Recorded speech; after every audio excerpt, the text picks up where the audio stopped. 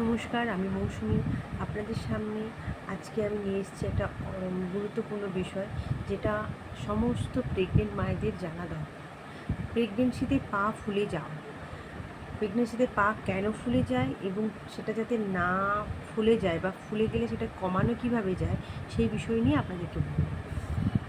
প্রেগনেন্সিতে পা ফুলে যাওয়ার পিছনে অনেক কারণ রয়েছে এবং সেটা কমানোর জন্য অনেক উপায় রয়েছে। প্রেগনেন্সিতে অনেক মায়েদেরই পা ফুলে যায়, অনেকের পা ফুলে না।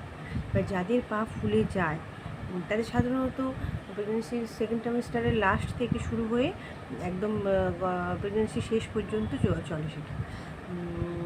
এবার যাদের আগে ফুলে যায়, ধরুন ফার্স্ট ট্রাইমেস্টারে ফুলে যাচ্ছে, তাদের কিন্তু অবশ্যই ডাক্তারি পরামর্শ নিতে হবে।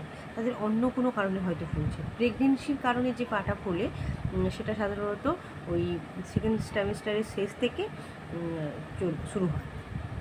এবার কেন ফুলে যায়, আর তার পেছনে অনেকগুলো কারণ রয়েছে। এক নম্বরে রয়েছে আমাদের শরীরে প্রেগনেন্সি অবস্থায় রক্ত সরবরাহ এবং রক্ত পরিমাণ দুটোই বেড়ে যায়।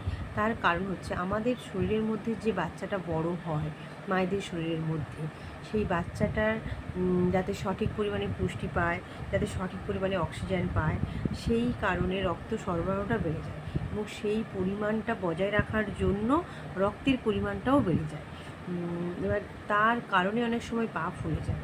এবার আরও একটা কারণ হচ্ছে, সেটা হচ্ছে গিয়ে রক্তের জলের রিটেনশনটা কমে যায়, মানে জলটা অ্যাবজর্ব করতে কম পারে। আর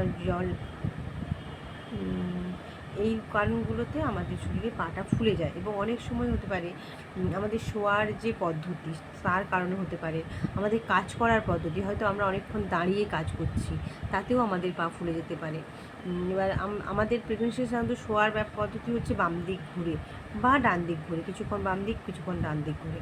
এবার অনেকে হয়তো আমরা সোজাভাবে শুয়ে থাকি, তার কারণেও অনেক সময় পা ফুলতে পারে। তার পেছনে একটা কারণ আছে, যে আমাদের যে জরায়ুর মধ্যে বাচ্চাটা বড় হচ্ছে, ঠিক জরায়ুর ঠিক পেছনে একটা ধমনী রয়েছে, যেটা আমাদের শরীরের লোয়ার পোর্শনে রক্ত সরবরাহ করে। এবার জরায়ুটা যেহেতু বাচ্চা বড় হওয়ার সঙ্গে সঙ্গে বড় হচ্ছে, তাই সেই ধমনীটার উপরে চাপ পড়ছে। আমরা যদি সোজা হয়ে শুয়ে থাকি তাহলে সেই ধমনীটার উপর চাপ পড়ছে।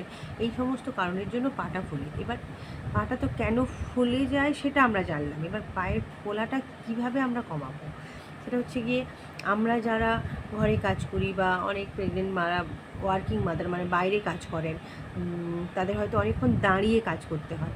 দাঁড়িয়ে থাকার কারণে অনেক সময় পাটা ফুলে যায়।